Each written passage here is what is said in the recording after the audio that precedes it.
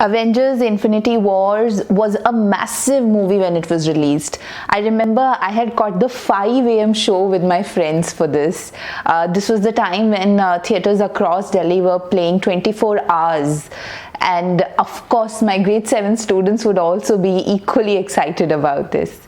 That year and the year before, I used to use Marvel Universe extensively for all my English lessons, whether it was to teach story elements like character traits, plot arch, summary, main idea, or to teach literary devices like symbolism, metaphors, simile, even personification. For all of these, I was sure I would find at least one example through these Marvel movies or the comics. For example, when I was teaching character motivations, I would start talking about Thanos. Now, in middle school, the students generally look at things as black and white, as pure good or evil. You know, the grey needs to be shown them explicitly. So, when we would talk about the character Thanos, suddenly the students would see him differently.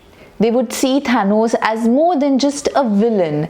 They would build empathy for this fictional character. And of course, when you build empathy for fictional characters, it eventually translates into building empathy for real individuals. My classrooms were so rich with engagement during that time. Even the ones who were non-readers at that point in time would have something to contribute as examples or opinion, because almost everybody had either seen the movie or was talking about it. In fact, it became so engaging for the students that they decided to make a corridor board out of it.